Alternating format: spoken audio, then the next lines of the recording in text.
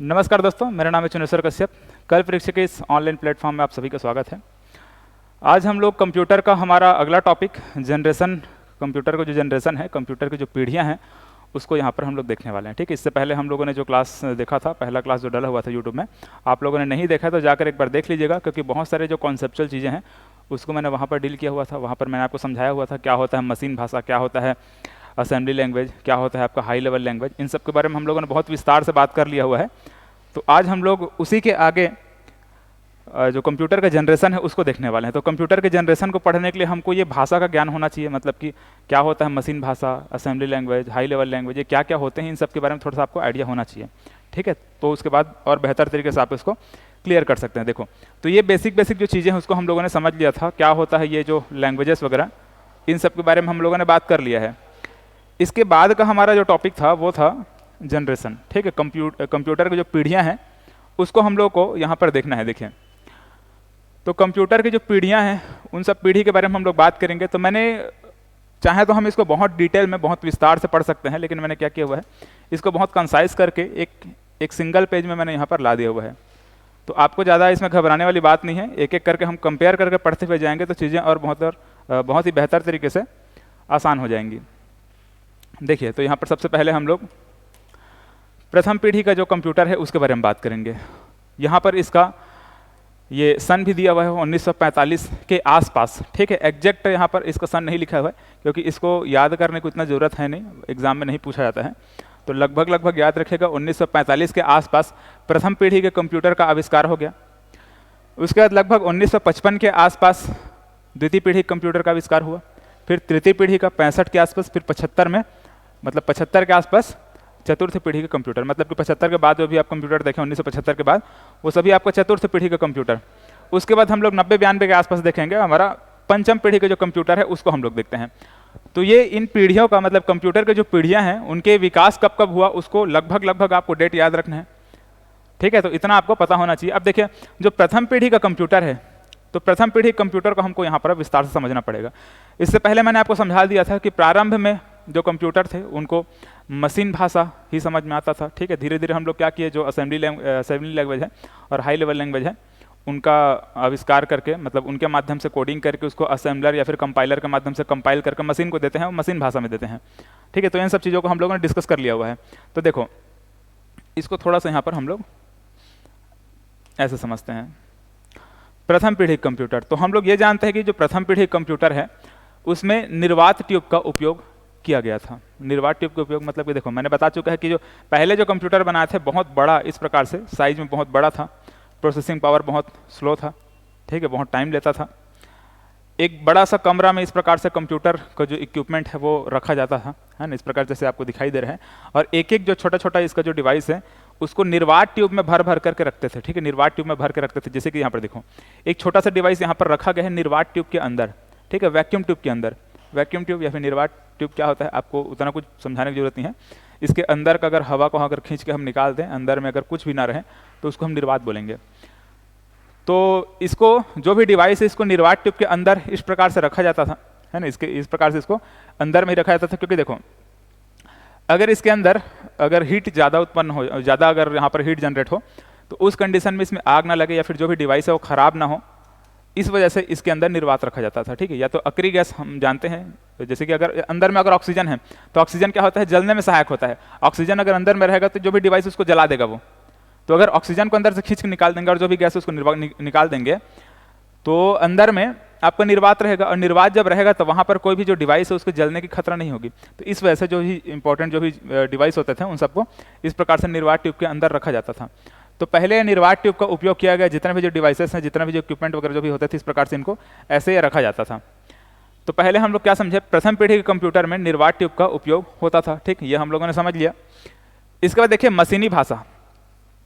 मशीनी भाषा का प्रयोग किया गया, और जो मशीनी भाषा का प्रयोग किया गया, यहाँ पर आप पंच कार्ड देख रहे होंगे।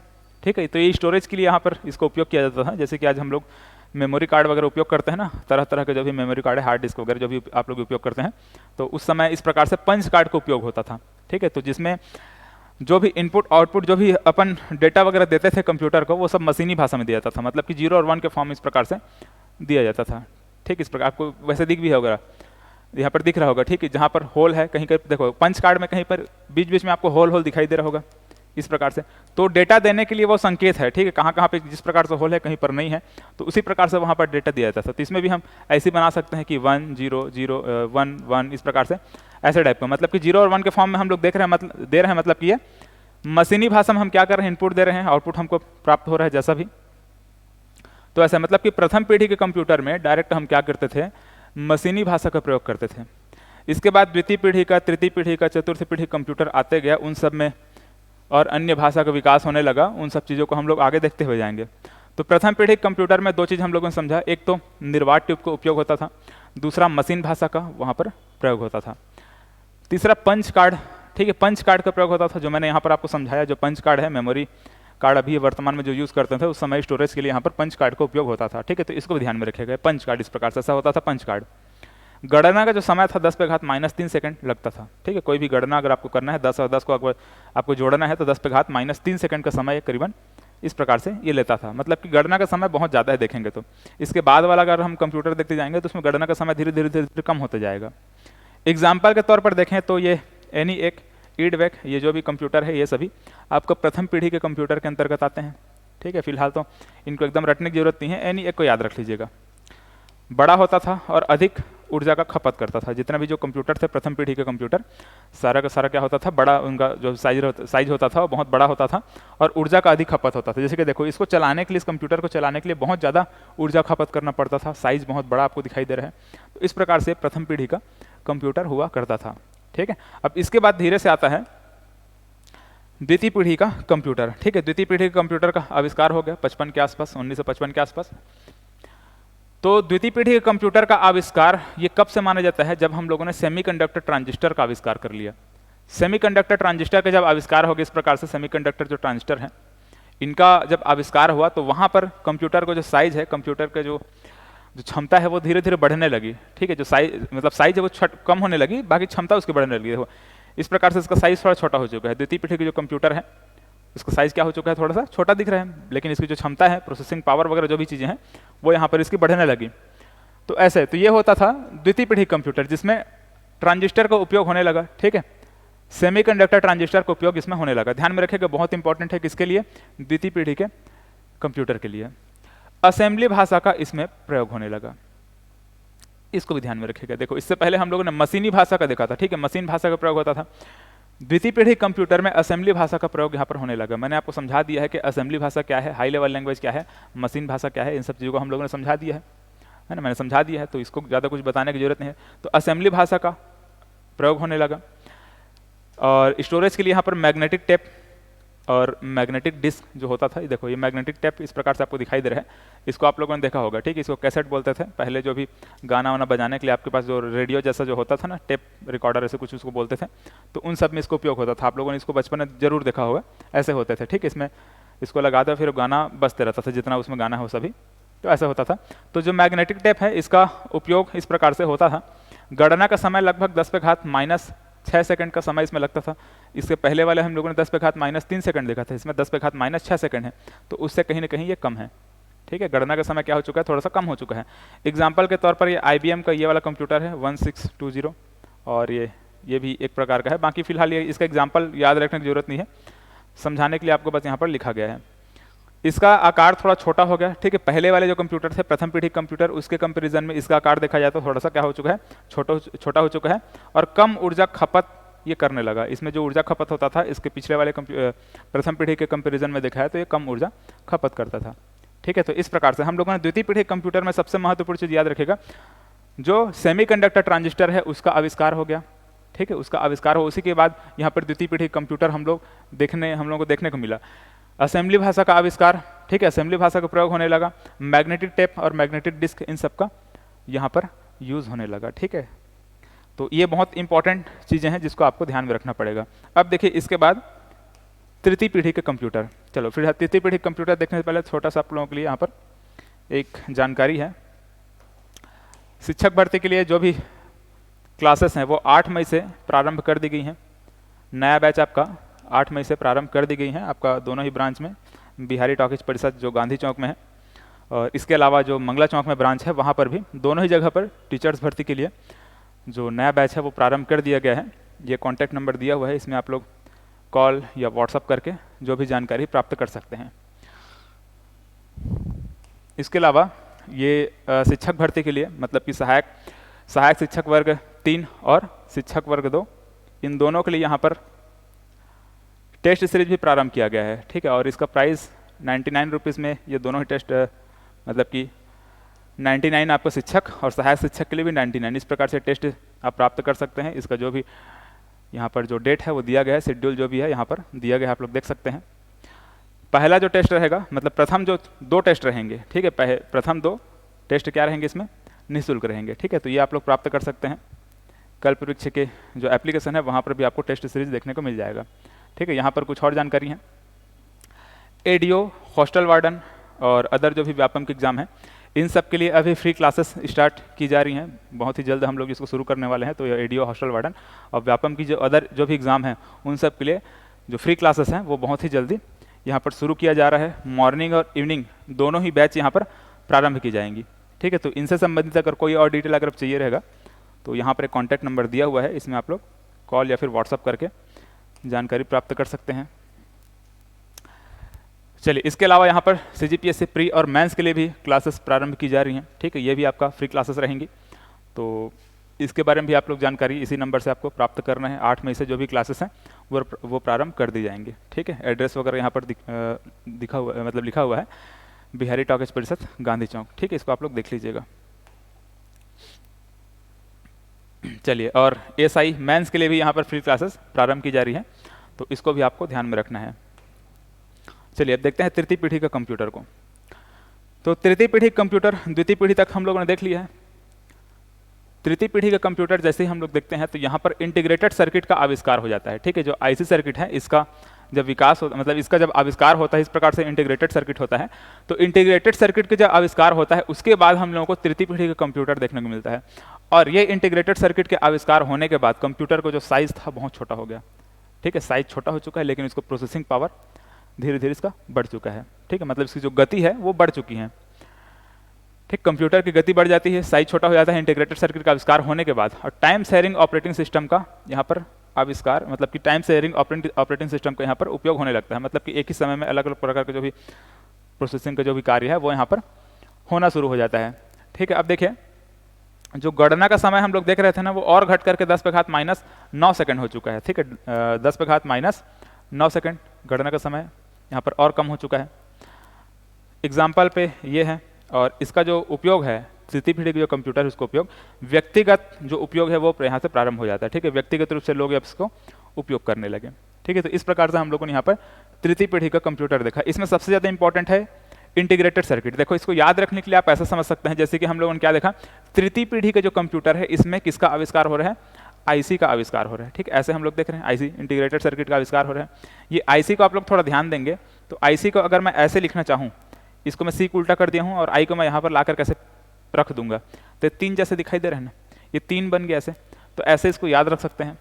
तो तृतीय पीढ़ी के जो कंप्यूटर है उसका आविष्कार हम लोग कब से मानते हैं, जब इंटीग्रेटेड सर्किट का आविष्कार हुआ तब से, ठीक है। तृतीय पीढ़ी कंप्यूटर में IC सर्किट का उपयोग होने लगा। चलिए, अब इसके बाद देखते हैं चतुर्थ पीढ़ी का कंप्यूटर। अब देखो, चतुर्थ पीढ़ी का जो कंप्यूटर है ये बहुत ज़्यादा इंपॉर्टेंट है। इंपॉर्टेंट इसलिए है क्योंकि माइक्रो प्रोसेसर का आविष्कार यहाँ पर हो जाता है, ठीक है। जब माइक्रो प्रोसेसर का आविष्कार होता है, माइक्रो प्रोसेसर आपको मैं दिखाने वाला हूँ, ठीक है, कैसे दिखाई देता है, आगे हम लोग उसको देखेंगे। तो अभी के जितने भी आप कंप्यूटर देखेंगे सब में माइक्रो प्रोसेसर लगा होता है, ठीक है। माइक्रो प्रोसेसर जिसको आप सेंट्रल प्रोसेसिंग यूनिट के नाम से भी आप लोग जानते हैं। तो माइक्रो प्रोसेसर के आविष्कार होने के बाद चतुर्थ पीढ़ी का जो कंप्यूटर है वो हमको देखने को मिलता है। इसके अलावा C भाषा का विकास हो गया। C++ आप लोग सुने होंगे, या फिर जावा, पास्कल, बहुत सारे जो भाषा होता है इन सब को आप लोगों ने सुना होगा। तो C भाषा का विकास हो जाता है। सेमीकंडक्टर मेमोरी का उपयोग होने लगा है। जो अपना स्टोरेज के लिए यहाँ पर सेमीकंडक्टर जो मेमोरी होता है, इस प्रकार से सेमीकंडक्टर जो मेमोरी होते हैं उन सब का उपयोग होने लगा, ठीक है। इसको भी ध्यान में रखें। गणना का जो समय है 10⁻⁻12 सेकंड का समय लगने लगा। ये और कम है, देखा है तो, है ना। 10⁻⁻12 है तो ये कम होते जा रही है, ठीक है। ये कुछ ऑपरेटिंग सिस्टम है, MS DOS, Windows, Apple OS, ये जो भी ऑपरेटिंग सिस्टम है इन सब का विकास हो गया। और बाकी आप लोग जानते ही हैं एप्पल के बहुत सारे आपको कंप्यूटर लैपटॉप वगैरह देखने को मिल जाएंगे, IBM के देखने को मिल जाएगा, ये जो भी चीज़ें हैं। एंड्रॉयड भी आप लोग जानते हैं, फ़ोन मोबाइल उसमें भी ऑपरेटिंग सिस्टम वगैरह होता है, लेकिन उन सब चीज़ों को बाद में देखेंगे। मल्टीमीडिया का प्रचलन होने लगा, ठीक है, मल्टीमीडिया का यहाँ पर प्रचलन शुरू हो गया। आप लोग देख रहे हैं इस प्रकार जो पहले जो कंप्यूटर होता था ना, उसमें धीरे धीरे मल्टीमीडिया का प्रचलन वहाँ पर होने लगा, मतलब कि धीरे धीरे वो जो गाना है, वीडियोस हैं, वो सब आपको देखने को मिल गए, ठीक है। तो ये हुआ था चतुर्थ पीढ़ी के कंप्यूटर में। सबसे ज़्यादा इंपॉर्टेंट क्या है, माइक्रो प्रोसेसर, ठीक है, उसको याद रखा। अब देखो माइक्रो प्रोसेसर चतुर्थ पीढ़ी कंप्यूटर में बोल रहा हूँ, तो इसको भी याद रखने के लिए एक छोटा सा ट्रिक है। जैसे कि हम लोग क्या देखते हैं, माइक्रो प्रोसेसर दिखता कैसे है, ऐसे टाइप का दिखता है, ऐसे दिखाई देता है, ठीक है, कुछ ऐसा टाइप का दिखाई देता है ऐसे। तो ये क्या है, 4 इस प्रकार से इसका कोना है, मतलब कि 4 इसका कोना बोले या फिर भुजा बोले, ठीक है, कोना को ले लें या फिर भुजा को ले, कोई भी ले ले, तो मतलब कि 4 क्या है इसका, ऐसे भुजा है, समझ सकते हैं। तो ऐसे अपन लिख रहे हैं, तो इसको 4 से याद रखेगा, चतुर्थ पीढ़ी कंप्यूटर, ठीक है, माइक्रो प्रोसेसर का आविष्कार हो गया। ऐसे टाइप इसको आप लोग ट्रिक बना के याद रख सकते हैं, है ना। कभी कभी क्या होता है कि दिमाग में आता ही नहीं है, तो इसके लिए हमको थोड़ा बहुत कुछ चीज़ों को ट्रिक बना करके याद रखना पड़ता है। अब इसके बाद आता है 5वीं पीढ़ी का कंप्यूटर, ठीक है। 5वीं पीढ़ी का कंप्यूटर, वर्तमान में जो आप लोग कंप्यूटर यूज़ करते हैं वो सभी के सभी 5वीं पीढ़ी का कंप्यूटर है। आप लोग मोबाइल फ़ोन वगैरह जो भी आप लोग यूज़ कर रहे हैं, लैपटॉप हो गया, मोबाइल फ़ोन हो गया, टैबलेट हो गया, रोबोटिक्स वगैरह जो है, रोबोट वगैरह भी बनाए जा रहे हैं, वो सब आपके 5वीं पीढ़ी के कंप्यूटर के अंतर्गत ही आते हैं। तो ये इस टाइप से जितना भी आप लोग अभी देखते हैं वो सभी आपका 5वीं पीढ़ी का कंप्यूटर के अंतर्गत आता है। देखो इसके पहले हम लोगों ने जो देखा था ना माइक्रो प्रोसेसर, उसमें वेरी लार्ज स्केल इंटीग्रेशन का उपयोग होता था, ठीक है। इसमें क्या होता था, वेरी लार्ज स्केल इंटीग्रेशन का उपयोग होता था, मतलब कि एक छोटा सा माइक्रो प्रोसेसर है, इस छोटे से माइक्रो प्रोसेसर में बहुत सारे डिवाइस आपके लगे हुए हैं। इस प्रकार से हम देखेंगे, ठीक है, कैसे होता है माइक्रो प्रोसेसर, उसके अंदर बहुत सारे डिवाइस लगे होते हैं। यही जो माइक्रो प्रोसेसर होता है उसी का कार्य होता है प्रोसेसिंग का, ठीक है। ये क्या करता है, प्रोसेसिंग का, गणना करने का, ठीक है। हम लोग देखेंगे अरिथमेटिक एंड लॉजिक यूनिट के बारे में बात करेंगे, तो वहाँ पर हम लोग इसको डिटेल में समझेंगे। तो ये गणना करने का, प्रोसेस करने का जो काम होता है ये माइक्रो प्रोसेसर का होता है, ठीक है, इसी का काम होता है। तो यहाँ पर जो हम लोग देख रहे थे वो वेरी लार्ज स्केल इंटीग्रेशन था, मतलब कि छोटा सा माइक्रो प्रोसेसर, इसके अंदर बहुत सारे डिवाइस लगे होते थे अंदर में। लेकिन इससे भी बेहतर क्या हो गया, जब 5वीं पीढ़ी का कंप्यूटर का आविष्कार हुआ तो वहाँ पर ये अल्ट्रा लार्ज स्केल इंटीग्रेशन और सुपर लार्ज स्केल इंटीग्रेशन का आविष्कार हो गया। मतलब कि देखो अल्ट्रा लार्ज स्केल इंटीग्रेशन में क्या होता है कि एक छोटे से चिप में, मतलब कि छोटे से माइक्रो प्रोसेसर में 1 करोड़ इलेक्ट्रॉनिक डिवाइस लगाए जा सकते हैं। मतलब कि छोटा सा माइक्रो प्रोसेसर होता है, उसके अंदर इतने सारे डिवाइस लगाए जा सकते हैं, छोटे छोटे अंदर में डिवाइस लगे होते हैं, हालांकि आपको दिखाई नहीं देगा, लेकिन हाँ छोटा सा चिप होता है, ठीक है, माइक्रो प्रोसेसर छोटा सा रहता है, उसके अंदर बहुत सारे इलेक्ट्रॉनिक डिवाइस लगाए जा सकते हैं, उसके बारे में यहाँ पर बात किया जा रहा है। तो यहाँ पर अल्ट्रा लार्ज स्केल इंटीग्रेशन, अब सुपर लार्ज स्केल इंटीग्रेशन का भी यहाँ पर उपयोग होने लगा, ठीक है। 2 प्रोसेसर को जोड़ करके एक साथ प्रोसेसिंग जो होने लगा उसको पैरेलल प्रोसेसिंग बोलते हैं, ठीक है। 2 या 2 से अधिक प्रोसेसर को जोड़ करके वहाँ पर जो प्रोसेसिंग होता है, आप लोग वो सुना होगा आप लोगों ने, डुअल कोर, क्वाड कोर, इस प्रकार से आप लोगों ने नाम सुना होगा, उसके बारे में कभी और बात कर लेंगे। तो इसी प्रकार से जो पैरेलल प्रोसेसिंग है, मतलब कि 2 या 2 से अधिक प्रोसेसर को जोड़ करके एक साथ वहाँ प्रोसेसिंग के जो कार्य होने लगा उसको क्या बोलते हैं, पैरेलल प्रोसेसिंग बोलते हैं।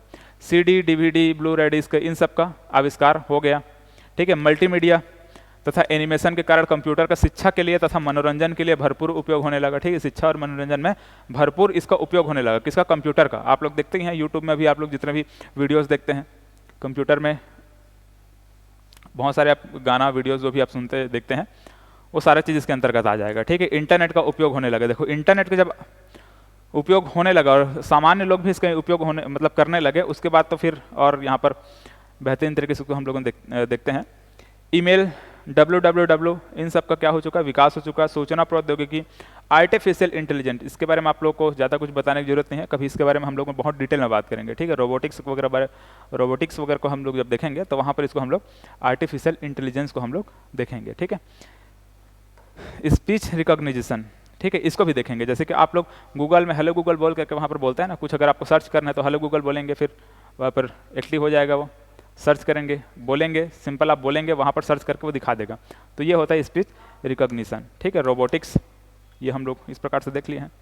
ये कुछ ये IBM notebook, Pentium PC, super computer, ये सभी आपका 5वीं पीढ़ी कंप्यूटर के अंतर्गत आ जाता है, ठीक है, तो इस प्रकार से हम लोगों ने कंप्यूटर का जो जनरेशन है उसको हम लोगों ने समझा। ठीक है, प्रथम पीढ़ी के कंप्यूटर में हम लोगों ने क्या क्या देखा, मशीनी भाषा का उपयोग होता था, पंच कार्ड का उपयोग होता था, वैक्यूम ट्यूब का उपयोग होता था। द्वितीय पीढ़ी के कंप्यूटर में हम लोगों ने क्या देखा कि जो क्या था आपका ट्रांजिस्टर,